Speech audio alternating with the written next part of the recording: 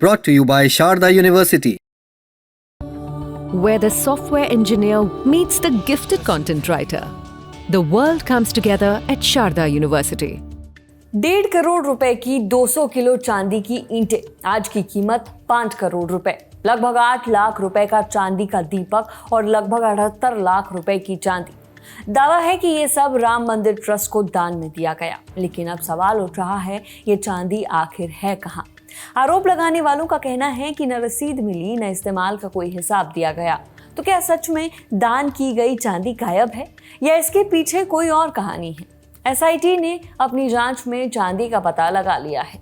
SIT के मुताबिक ये चांदी कहीं गायब नहीं हुई है। एसआईटी की पूरी रिपोर्ट जानने से पहले ट्रस्ट पर लगे आरोपों को समझ लेते हैं। पहला आरोप विश्व सिंधी सेवा संगम संगठन के अंतर्राष्ट्रीय अध्यक्ष डॉक्टर राजू मनवानी ने लगाया।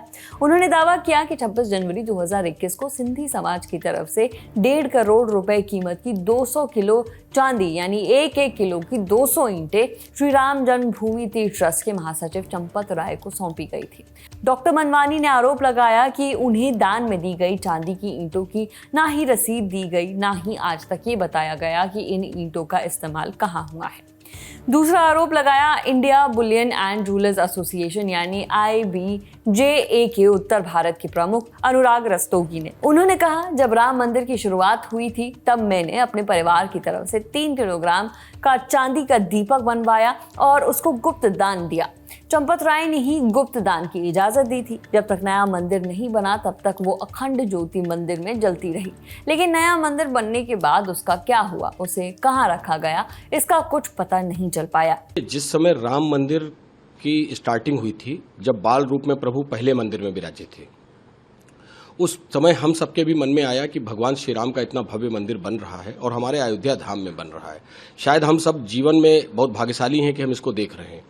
तो उस वक्त हम सबके मन में आया, तो मैंने अपने परिवार की तरफ से एक 3 किलो चांदी का दीपक बनाया और उसको गुप्त के रूप में, आज आप लोगों के सामने मजबूरी है कि बोलना पड़ रहा है, लेकिन वो गुप्त दान के रूप में हमने प्रभु श्री राम जी के चरणों में अर्पित किया, जिसकी इजाज़त आदरणीय चंपत राय जी ने ही हमको दी और डॉक्टर अनिल मिश्रा जी ने ही जाकर के उस अखंड ज्योत को वहाँ जलाया। और जब तक नया मंदिर नहीं बना तब तक वो ज्योत वहाँ पर जलती रही रेगुलर। उसके बाद जब नया मंदिर बना तो हमें उस ज्योत का नहीं पता कि आज की तारीख में वो ज्योति कहाँ रखी गई है। तीसरा आरोप भी अनुराग रस्तोगी का ही है।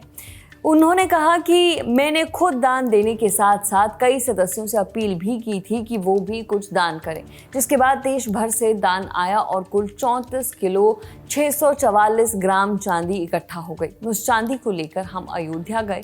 हमने वहां चांदी दान की और अनुरोध किया कि भूमि पूजन के दौरान नींव के काम में इस चांदी का इस्तेमाल किया जाए। हालांकि जब भूमि पूजन हुआ तो हमने हर जगह ढूंढा, लेकिन वह चांदी कहीं नहीं मिली।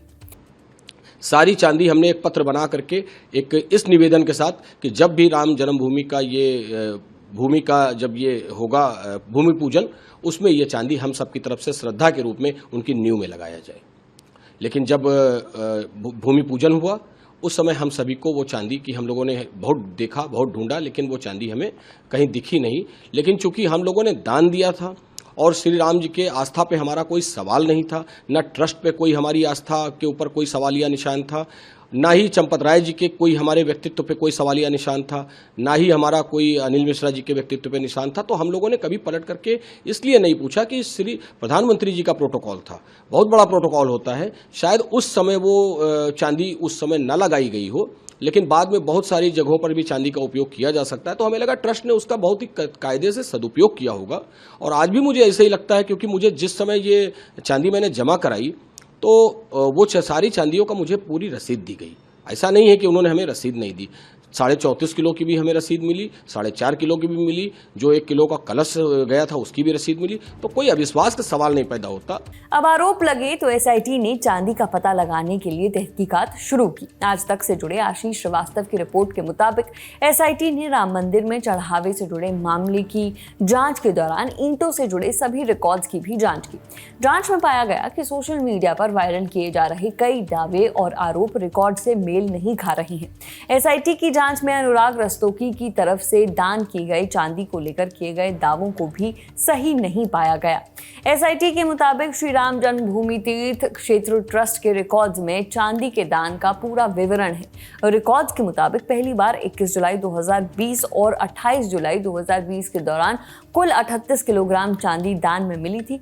इसके बाद 29 जुलाई 2020 को 25 किलो 576 ग्राम चांदी की ईंट ट्रस्ट को दान में मिलने का पूरा रिकॉर्ड मौजूद है। जांच में पता चला है कि दान में मिली इन ईंटों को कहीं गायब नहीं किया गया है। एसआईटी के मुताबिक ट्रस्ट की तय प्रक्रिया के तहत इन चांदी की ईंटों को गलाकर सुरक्षित तरह से बैंक के लॉकर में रखवा दिया गया है। हालांकि जांच एजेंसी का कहना है कि इस मामले में आगे भी सभी पहलुओं पर पड़ताल की जा रही है। दोषियों के खिलाफ सख्त कार्रवाई की जाएगी। अब एसआईटी की पड़ताल में करीब 63 किलो चांदी का लेखा जोखा सामने आया है, लेकिन बाकी के दावों का क्या, उस चंदे का क्या जिसका शायद कोई रिकॉर्ड ही नहीं है, क्योंकि ये आरोप पहली बार नहीं लगे हैं। करीब 6 साल पहले साल 2020 में श्री राम जन्मभूमि तीर्थ क्षेत्र ट्रस्ट के गठन के तुरंत बाद एक ऑडिट कंपनी ने मंदिर के फाइनेंशियल मैनेजमेंट पर सवाल उठाए थे। ऑडिट रिपोर्ट में ट्रस्ट के कामकाज को बेहद गैर पेशेवर बताया गया था। सवाल ये कि इस रिपोर्ट के बाद भी कोई कार्रवाई क्यों नहीं हुई। फिलहाल इस खबर में इतना ही। मामले में जो भी अपडेट्स होगी हम आप तक पहुंचाते रहेंगे। खबर लिखी है हमारी साथी रक्षा ने। देखते रहिए दी ललन टॉप। शुक्रिया।